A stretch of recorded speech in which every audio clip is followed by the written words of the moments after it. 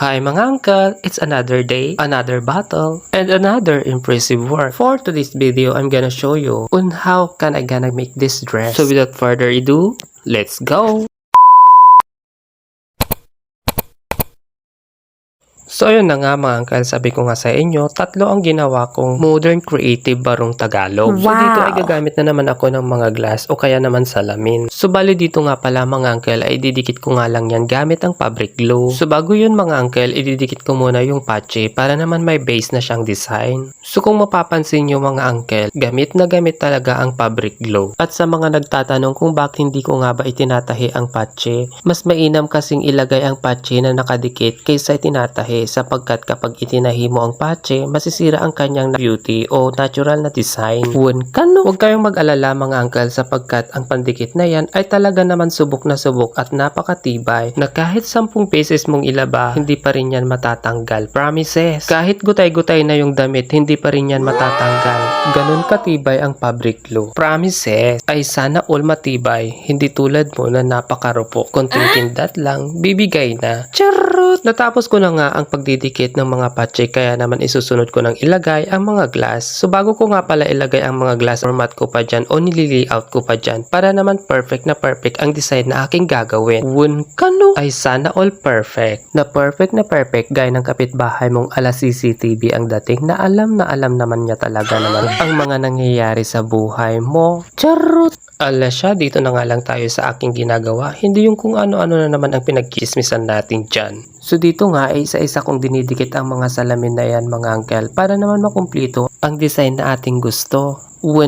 So para po sa kaalaman ng lahat at para na rin sa kaalaman ng mga entremetida dyan, ang salamin na ginagamit kong pang design ay napaka-safe at hindi nakakasugat. Hindi tulad ng ex mo na hindi ka lang basta pinaglaruan, sinugatan ka pa. At ang malala, iniwan ka niya dahil may mahal na siyang iba. Charot! So ayun na nga mga uncle, dahil tapos ko nang naikabit o naidikit ang mga salamin, lalagyan ko siya ngayon ng accent na silver para naman ma-highlights ang design nating salamin at lalong lalabas ang kanyang kagandahan. So kung mapapansin nyo mga uncle, puro dikit lang ako dito sapagkat ang mga materials na aking ginagamit ay puro ididikit lang. Promises? Pero choice mo pa rin yun mga uncle sapagkat tong salamin na aking ginamit ay may mga butas sa gilid-gilid na pwede mo naman talagang itahi. Yun nga lang, matatapos ka after 48 years. Ang lesson dito ay bakit papahirapan mo pa ang sarili mo kung pwede naman palang hindi dahil may mas madaling pamamaraan. Sa totoong buhay, ginagawa nating komplikado ang lahat sapagkat gustong-gusto natin yung nahihirapan tayo.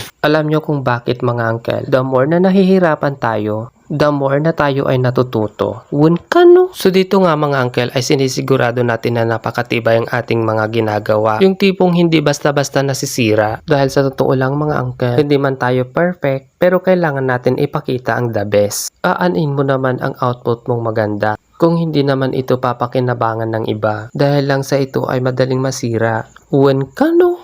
So bali dito nga mga uncle ay hindi pa rin ako natatapos sa pagkakabit ng silver na yan. Napakabusisi kasing ikabit niyan at napakaliliit nila. Ang hirap-hirap idikit sapagkat kapag nasusobrahan mo ng pandikit, magiging madumi ang kalalabasan. So dahil nakita ko na parang ang boring-boring ang patche na design, nilagyan ko pa ito ng mga lining na silver para naman ma-highlights yung kagandahan ng patche. Parang normal kasing tignan yung patche kapag walang ka-design-design. Nasanay na kasi ako sa pagkakabit ng mga patche mga uncle. Sa totoo lang, hindi lang po damit pang lalaking aking ginagawa. May mga gowns din akong ginagawa na nilalagyan ko din ng mga patche at mga bato-bato. Kaya naman for today's video mga uncle ay nakikita ko na talaga na parang ang boring-boring kung patche lang talagang ikakabit. In short, nakukulangan ako sa design ng patche kaya naman dinalagdagan ko ito para namang masabi natin na mas maigaganda pa ang isang design. Sa totoo lang, nahihirapan din ako sa pagbuo ng mga ganitong bagay mga uncle sapagkat hindi naman unlimited ang aking idea kaya naman nasasabi ko talaga na minsan nauubusan din ako. Ganon pa man, sinisigurado ko pa rin na maganda ang kakalabasan kapag ako ay gumawa ng mga ganyang bagay. So kapag nawawalan ako ng mga idea mga uncle, itinutulog ko na lang sapagkat pagising ko, marami namang pumapasok sa isipan ko. Ganon yun mga uncle.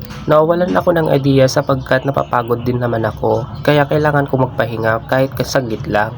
Won ka no? So bali mga uncle, hindi lang po yan ang aking ilalagay. Lalagyan ko pa yan ng mga buto-butonis na kulay silver para naman masasabi natin talaga na bonggang-bongga ang ating gagawin. Ganun yun mga uncle, promises. Nakakahiya kasi sa ating mga client kapag pangit ang kalalabasan ng ating ginagawa. Kaya naman ay see to it talaga na magugustuhan ito ng ating mga client. Kailangan lagi nating iisipin na dapat malampasan natin ang mga expectation ng ating mga client para naman next time sa atin pa rin sila magpapagawa. So ayun na nga mga uncle, ito na nga pala ang ating output for today's vlog. So ayun lang for today's video. Maraming salamat sa inyong panunood.